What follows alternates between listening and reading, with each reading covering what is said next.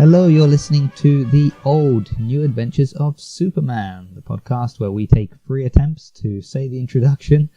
Basically, we're just saying that we go back and review each episode of the TV series Lois and Clark, The New Adventures of Superman. I'm one of your hosts. My name is Jason. If you're joining us for the first time, well, we're only on episode 3, so quickly go back and listen to the first 2. But joining me each week is my partner in crime, the Cat Grant to my Clark Kent.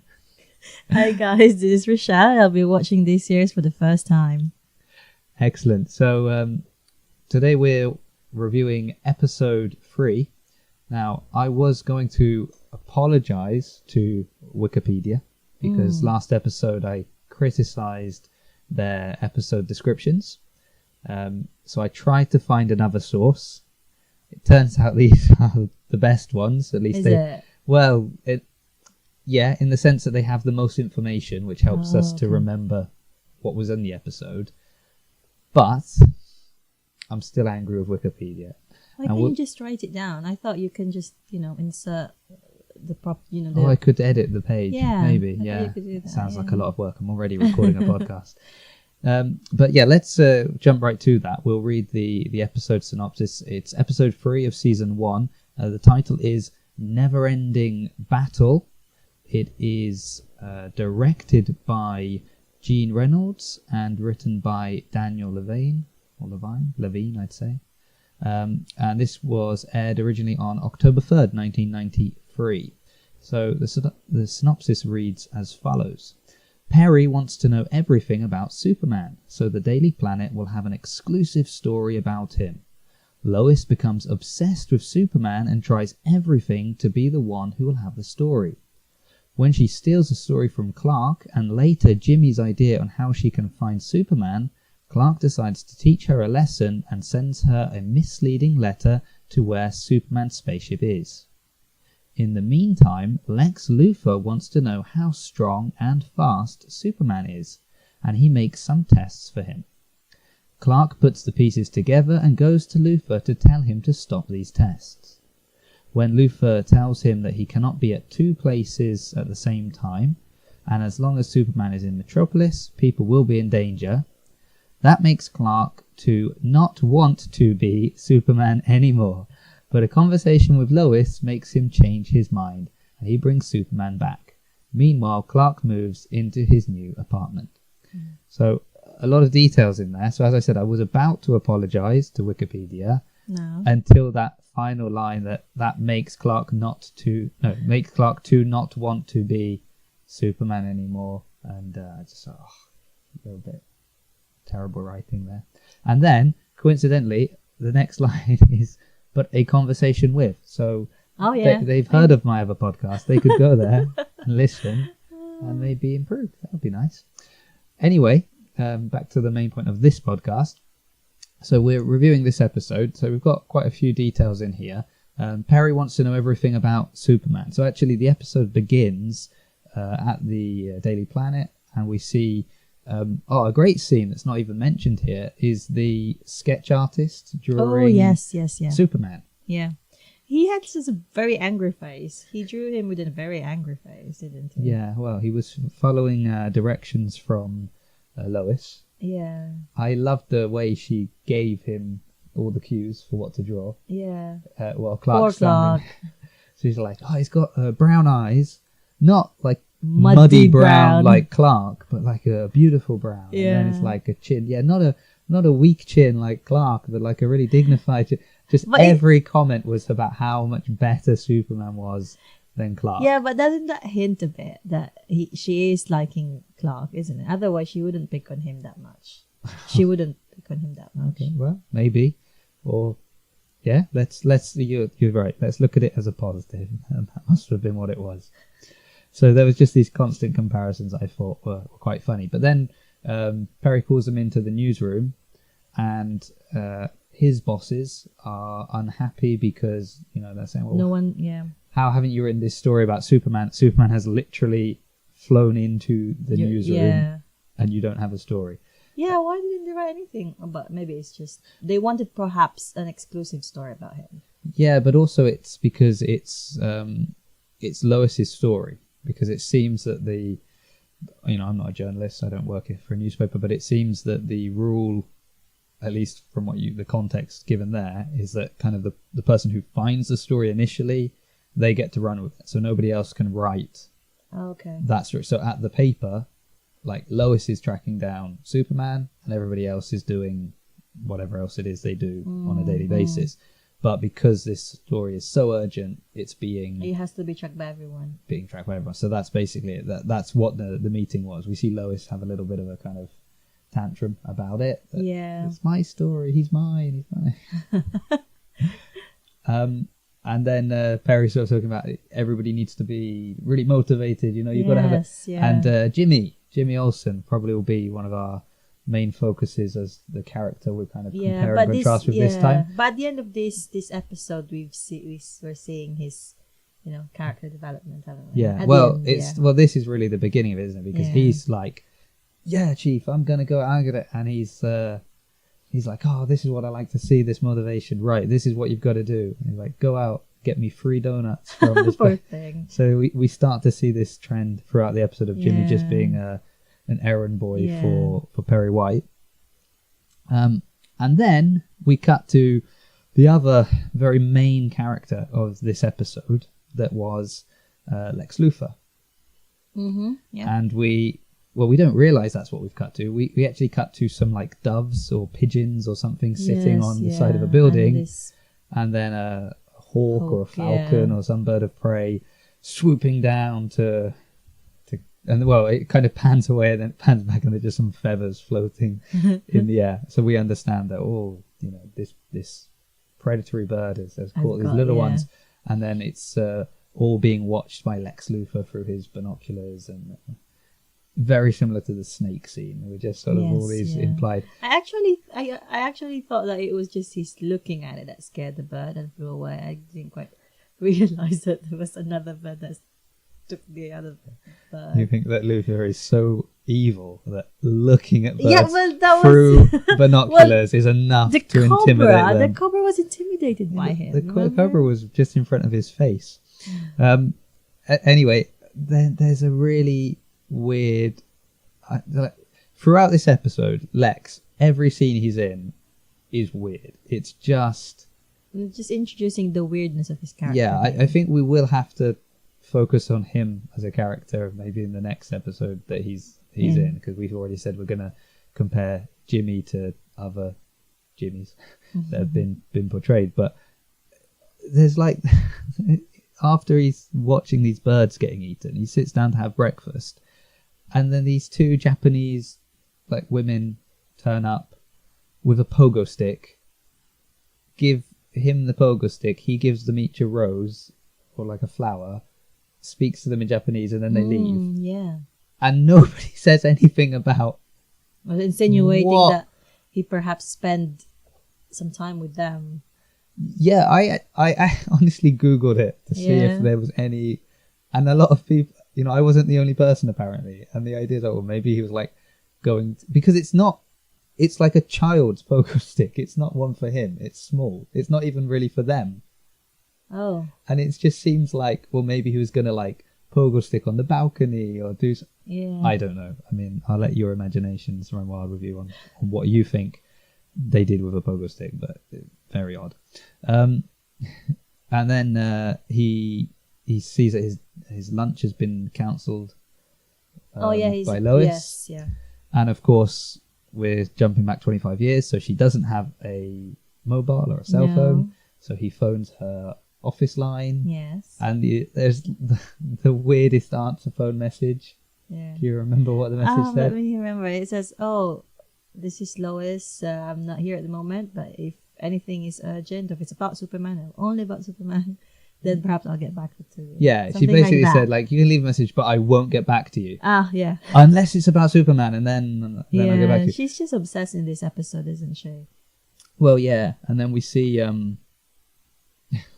that, like, Lex is just, this was the straw that broke the camel's back. Now he is, that's it, I think he doesn't like the competition. He wants the attention to be only on him.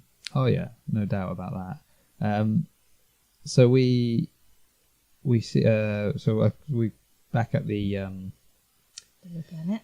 the Daily Planet, and we've mentioned about Jimmy getting sent for the donuts, and then Clark gets a phone call, and he's there now. All right, I'll be on my way. And Lois, who is sort of eavesdropping on this call, assumes Clark is looking for Superman and has been told where he can find Superman. That's not where he's going. No. He goes to look at a apartment. That was like a disaster. Everything he touched. Well, I know he's super strong, but everything he touched just fell apart. Yeah, it was really one of those, like, this is the worst. He turned the tap on, it like black sludge coming out the taps. And then the landlord was saying, "Oh yeah, there you go. There's your view, wonderful view. You can see from the outside, but no one can see you." Yeah. Well, I mean, convenient if you're Superman. Yeah, you need that's why a good thought, escape, yes. but very, very played up on how bad it was. I think the rent was like $900 a month. Yes. Well, I have no idea if that's good I don't know. or not for Metropolis. Maybe got a bargain, or maybe it's. I bet it was still expensive considering the state of the flat. Oh yeah, and they say, "Do you mind if I make some repairs?" No, I think it will be fine. So we're going back to obviously Lois like bursts in thinking it's. Oh yes, yeah. And then very quickly bursts out. Yeah. When she finds out. And she was like, "Where am I? What is this place?" And he said, "My new apartment." Oh, okay. Then we go back to our friend Lex Luthor. And he is just so cheesy the whole episode. It was it really begins here because we go back to Lex. He's no longer in the top of Lex Tower. No, he's like in his lair. He's in a evil villain's secret lair. Exactly. But he had all his what do you call it? Partners in crime, let's say. There's 3 people. But it sounded like a game show. Because he was asking questions and wrong and all the different suggestions. And it was no. I just thought it was like, it wasn't just sort of like, oh, this gives off a bit the vibe of an evil layer. He had behind him like the world clocks, so loads of clocks with different times. It's like we're in Beijing, London, New York, and all of that. And then underneath was sort of an LED board with writing on it that just said, "Know your enemy." And then as that's you said, why I said it sounded like a game show. It did seem like a game show, and he was interviewing them and onto like what is Superman, best? Yeah. and the answers to their questions, he was sort of like, "Oh, what can they do?" And there's like the one guy who's like, "Well, he can jump pretty high," kind of thing. And then Lex is saying, "Well, how high can he? Can he leap tall buildings in a single bound?" Which, of course, is like famously the what Superman is. And then he's sort of like, "Oh, he's strong. Oh, how powerful is he? More powerful than a locomotive?" Which, again, doesn't fit at all with what he's saying, but they are the classic lines about Superman from the Golden Age comics, that he could leap tall buildings in a single bound. He was far stronger than a locomotive. And we will see some of the other things that he is come up again later, once again from Lex's mouth. So basically the whole principle of this episode is testing Superman's limits. Yeah, he comes up with a series of tests. So the first test was to do with the man who's going to jump off the building. Yeah. So is that man also his man then? Yeah, he was the same. He was the guy who said, "Oh, he can jump really high." And then the other one on the other side, the girl. Yeah. Well, that guy. I don't think the girl knew that she was supposed to jump. It didn't seem like she knew because she was pushed. Yeah. But I think that's because like the first guy had no intention to jump. He was just saying he was going to jump. The point was that Superman would be there, and then she was the other side of the city, but on the top of another building, and the idea was that we can time him from one side of the city to the other side of the city.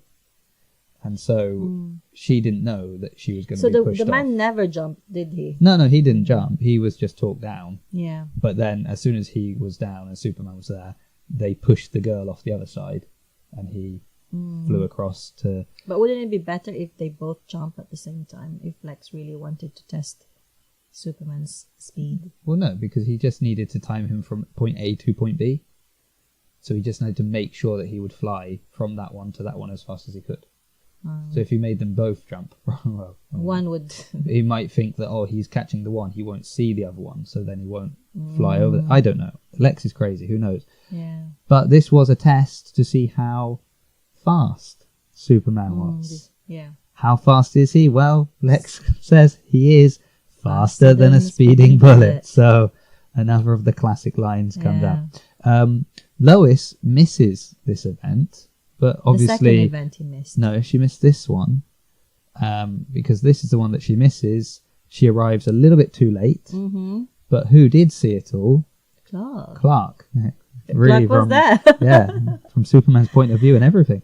And Clark was so in. He said, did you see it? Did you see it, Lois? And blah, blah, blah, blah. Well, so he basically tells her what happened. The story, yes. And says, I'm going to call it in. And she tells him, well, don't call it in because they might get it wrong. You should go home. Yes, you should go back and type it in. Look here, you can have my taxi.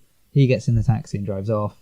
And Lois calls it in. So she has stolen his story. Which So how did it happen then? Lois called and someone wrote it for her? Yeah, there are people working there that's literally their job. They just type down your things for you.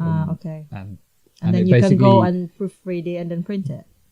Yeah, I mean, I don't know exactly how it works. Again, I'm not a reporter, but it seems that you kind of, it's your story at that point. You put the first kind of like first come first served, isn't it? So that's what happens there, and then it got published. Yeah, and I mean, Clark's upset about it, but I don't feel that he's upset enough. No, because that that surely is the absolute worst thing you can do to another report, like working for a paper, stealing someone else's story. I suppose it happens all the time, doesn't it? No, but you see it. I think that's why I say it's. I think that people would get much. It would be a much worse thing because that is like surely the worst. Because if your job is making these stories and you make your name on these stories, stealing someone's story has got to be like the worst thing you can do. And if she is supposed to be the top reporter, and so it was really this episode actually.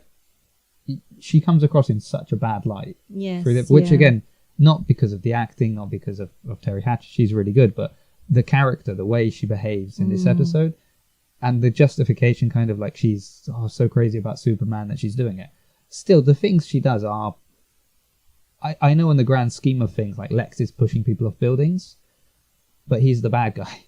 We're supposed to like, but is doing stuff now that really... Yeah, but only that one though, because at the end... She paid for it. Yeah, big time. Big time. I think she should have lost her job, to be honest with you. But that's just again the short adventures of Lois. Hey. I'm going to write that series one day. But no one really realized what she did apart from Clark. Or did Jimmy because Jimmy came up almost immediately after and said, I heard you. So if people are talking about it, obviously they must. And he would have gone back and written up the story and probably submitted it to have it rejected and told, that's already been done. Yeah. So who knows how many people were involved in that. We saw a little bit of technology, again, for kind of, dating the show a little bit, but it's at the point where Jimmy was holding something and the whole time he's talking to Clark, I'm just looking at what's in his hands, trying to work out, because I can see a plug, like cable, a lead coming off it. So clearly this is something you plug in. What is it? What on earth is he holding? And I'm trying to like throw back to that time period. Like, could there be is it like some kind of scanner? Is it because he's a photographer? Maybe. But Clark asked the question, didn't he? He did ask. Why are you? What's that? And what was it? It was, what was it again? It was, it's like basically a foot spa. It's like a water spa. Jacuzzi, vibrator, something like that. Perry's like foot bath. Yeah. sort of foot massage bar It's thing so small compared to what to is his it? big feet. No, I mean compared to what you can actually get now. Oh, You could just fit your feet on, and then just maybe like 1 inch of water. wow, how much water do you need just to wash your feet? Yeah. So that I think was it's Paris' attempt to lower his blood pressure and stress levels. yeah. isn't The it? leaves that he got in the pilot this wasn't aren't enough, working. Yeah. So but before we see Perry use the foot spa, he comes up and gets Clark and like 2 other reporters together because there has been a bomb threat. And Superman arrives and he goes into the building, and as soon as he goes into the building, We saw Lois trying to get in. well, no, she arrives there, but as soon as Superman goes in, the building explodes. Yeah. So the bomb is triggered. But she was about to follow him inside, and then Well, she clearly listened at the end of the last episode when he said, "Stop looking for me, you're going to get hurt," because she probably would have. Yeah. She did get like a big gash on her head and everything. So this was the second test where he's so strong, invulnerable even. He truly is a man of steel. I think they were trying to put all those. They were definitely lines. putting all those lines in. And then there became a common theme in this episode of oversharing. So they're talking to the police, and the police are just telling them the police everything. were telling, Oh yes, this was a remote detonator. We found these cameras that were installed that weren't part of the thing. This definitely is a surely setup. an ongoing investigation of a terrorist attempt, and they are just Sharing telling the it newspaper. It's not even like, well, look, I'll tell you because you're my friend. It was, I'll tell you, you're a reporter. And he's telling Clark, and Lois comes over, and then he starts also telling her. It's not even like, well, who's this person behind you? So Today, it would be like, no comment, it's confidential. Something well, like even that, before he goes into the building, Superman arrives. He starts like pushing through the crowd, and there's a reporter, and she's like, oh, Superman, tries to ask him a question, and he's like, no comment. And he walks off. And he turns around and comes back and just says, like, I'm sorry. And then goes off again. He's just so kind. This sense of urgency is not there. How many seconds would that have taken? You know, like it's like 4 seconds before the bomb. Yeah, you don't know how many seconds are on a bomb. No, you don't. That's the point. Know. Oh, so it's again. I mentioned it last episode. Everything is just so slow and steady. Everyone's taking their time. Not like now, like boom, everything's an explosion, disaster, and everything. Then we get our appearance of Mum and Dad, Jonathan and Martha Kent. So he's on the phone. That was so funny.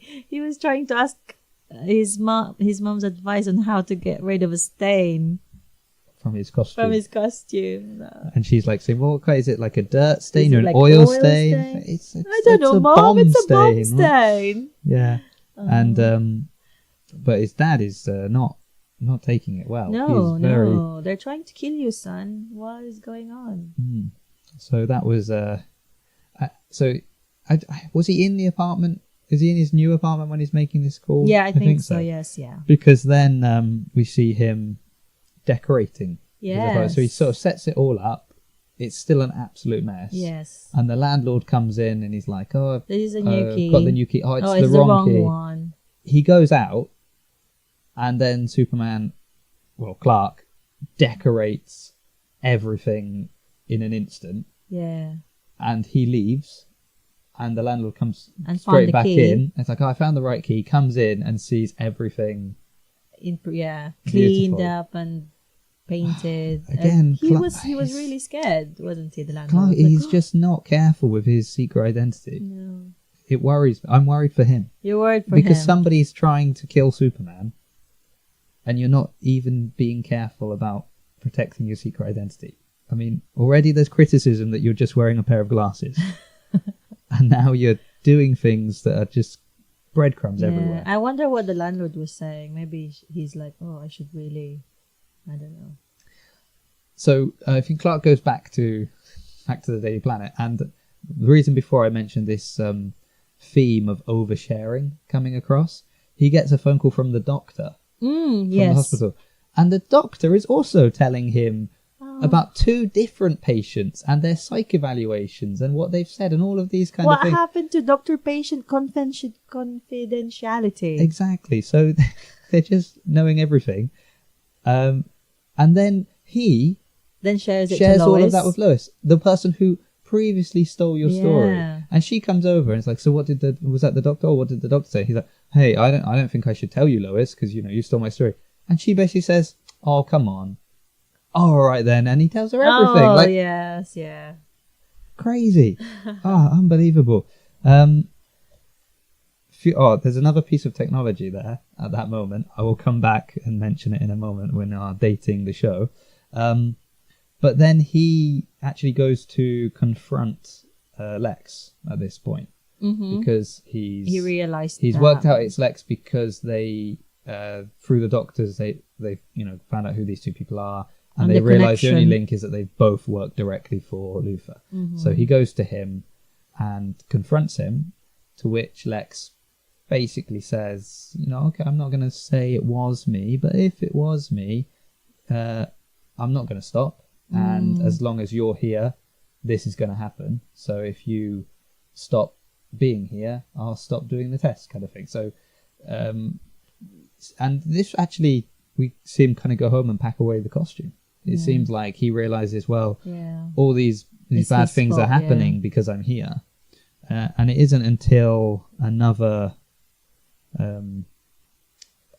he gets called out for like another story. There's been like a drive-by shooting and kids in hospital, Yes, and he kind of has this chat with Lois, and that actually motivates him to go back to being Superman, because he realizes that he can make a difference anyway.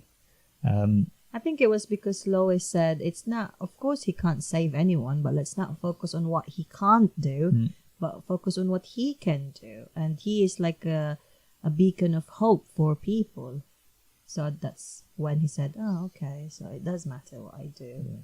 Now I should be thinking more of what I can do instead of what I can't do. Yeah. So I don't know if it's when he confronts Lex at this time, or I think there might be another scene with Lex later. But again, he's like waiting for somebody. He's got like a cheerleading costume. Like set up. This guy he's got some weird ideas, this Lex. I don't know how I feel about him. I think definitely next episode we're going to have to profile this Lex compared to others, because I mean there was a lot of criticism about Lex Luthor in Batman v Superman. Was it Jesse Eisenberg, the actor? I can't remember now. But like, people did not like his portrayal of Lex.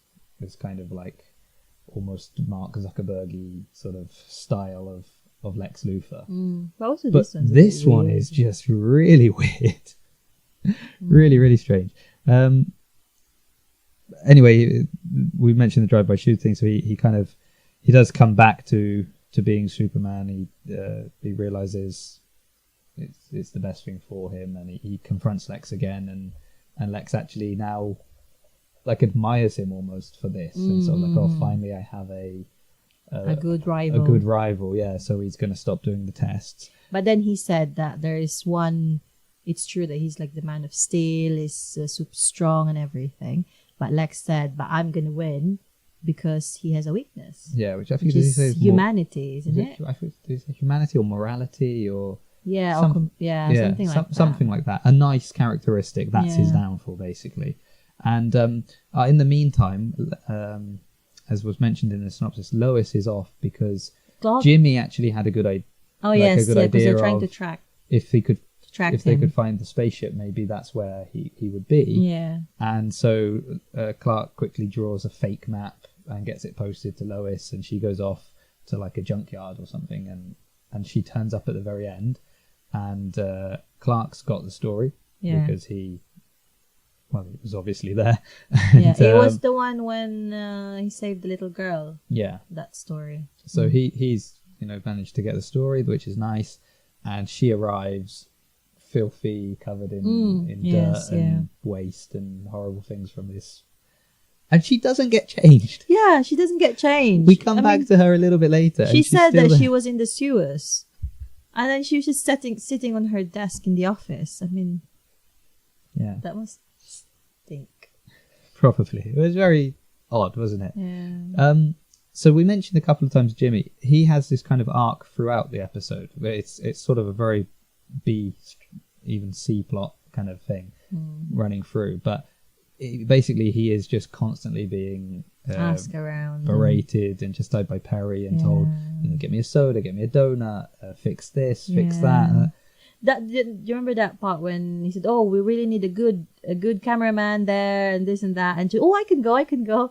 And then he said, "Did you fix that thing that I told you to fix? Fix that one. That's the most important thing." It's like, "Oh no, I don't want to do that." So you really felt sorry for him because he was, I'd say he was trying, but he just kept getting sidelined.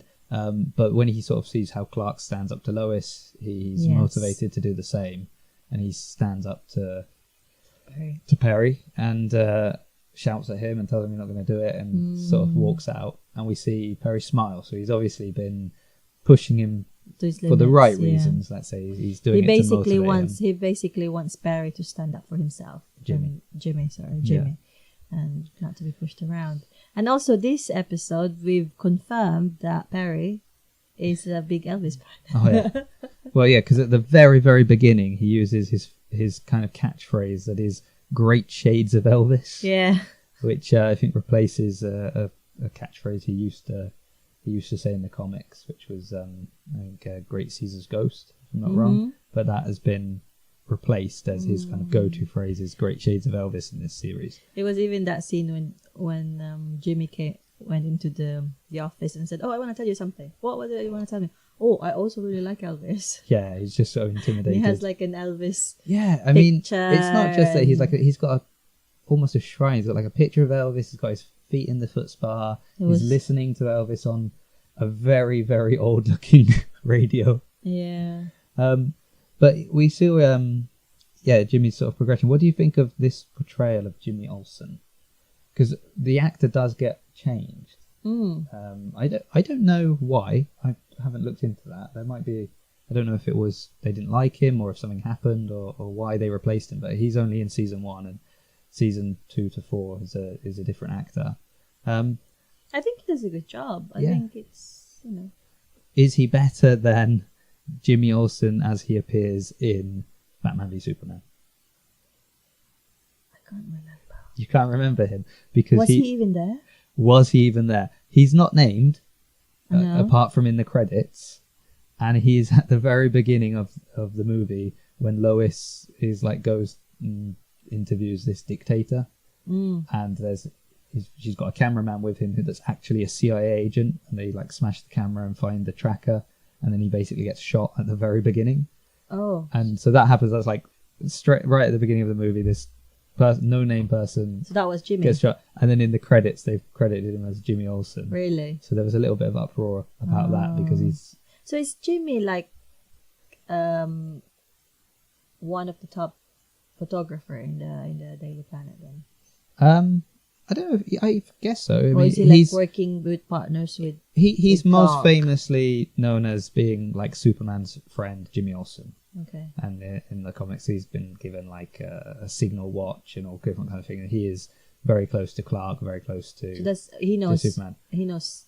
Does identity. He know? Depending on the comic run, sometimes he knows, sometimes he doesn't. Generally, doesn't know, but it depends, on what. Because Superman, Clark could really give him a big break, like like a few poses, like a really kind of exclusive photo of Superman, like a Spider-Man Peter Parker. Exactly. Deal. Yes. Yeah.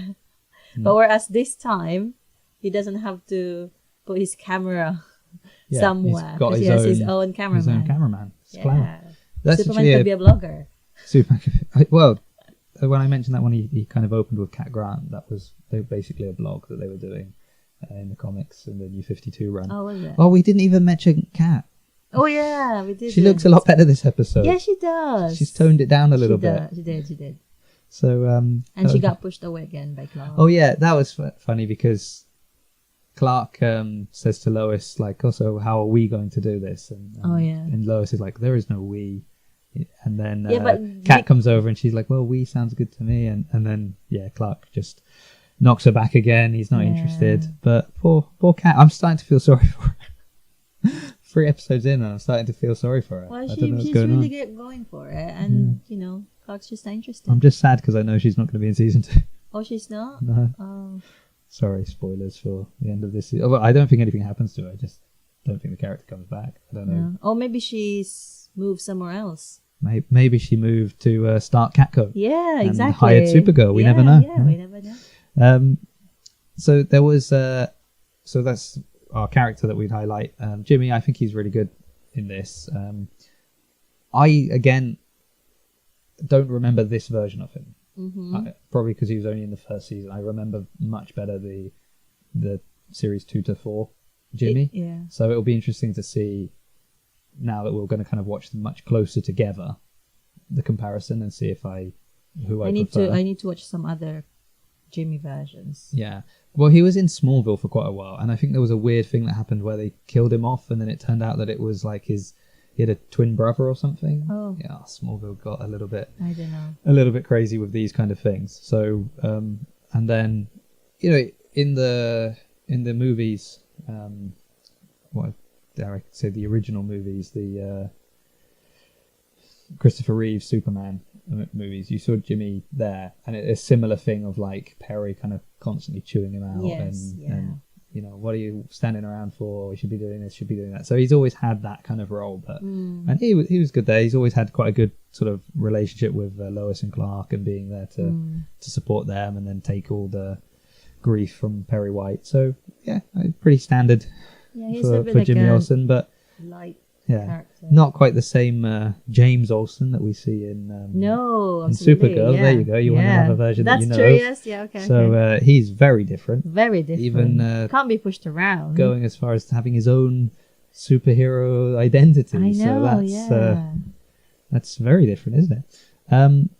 We usually talk also about the technology that dates the show. Was there anything that, well, not just the technology, what dates the show in general? Sketch artist, although they still use that one. Well, I guess they still do, but they probably have like a digital. Oh yeah, maybe facial recognition system or something. No, I mean, even if they're drawing, they're probably doing it on a tablet where they can kind of draw straight on and upload that, and then run it through facial recognition, or they probably have like. I don't know. Again, not a sketch artist either. So, but I imagine they've probably got like a database now of eye types and mouth types and things that are more photorealistic, so you can really they're the kind of lips, they're the kind of eyes, it's that kind of nose, and then you've got this sort of Frankenstein looking face at the end. To me, it was the dot matrix printer. Oh yes. So I hadn't seen one of those in quite a while, and we talked quite often about the clothing of the female characters, it's and much how better. that dates it. It's much better this time. Yeah, this But time still. I would have said it was very much Clark in his painting clothes that were very of the 90s, cut off sleeves, the shirts. Just the whole look was very 90s. very 90s. But Well, what are we going to do? It was the 90s, exactly. So so seeing it for the first time, what did you think of this episode? I like this episode because Clark seems to be on top, let's say, of Lois. There's like the directing where Lois would go, and Lois was just all over the place. And that was a nice one. So for me, going back, it was. I didn't remember Luther being this crazy. Yeah, like really weird. Just the things he says and these odd animal scenes and these odd little perversions that he has. It's funny because he's supposed to be intimidating and really scary. Yeah. But it's becoming more like funny now, isn't it? He's like he's becoming the Joker more than the next Luther. No, he is still. I mean, he's still all about smarts and plans and things like this. But I don't know. I just didn't pick up on any of the weirdness in it the first time I saw it. But he does really enjoy poking Superman. They're like testing him and trying to see what he can do. It's like a game for him. Definitely, yeah. And is he going to win? That's the question. No, he said he would. He thinks he will, so let's Yeah. see. So the other thing that we try to do each episode is to rank the episode. Oh no, it's difficult. So I don't know. it's difficult now that we've got 3. Wait till we get to 20, and then you'll be struggling. I So thought we said we are gonna write it down. we are going to so peek behind the curtain for anybody listening. I said we'd write it down. I haven't yet written it down. It's 3 episodes.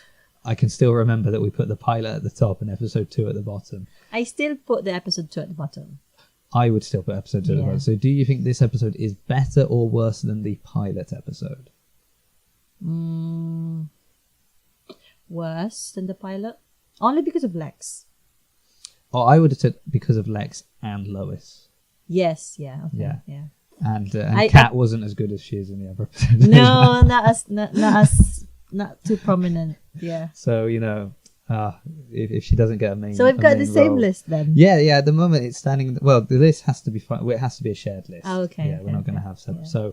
So we're putting the pilot episode is still the top. Yeah. Then episode 3 Episode 3 is our second best, and episode 2 is the lowest. only because it was very uneventful.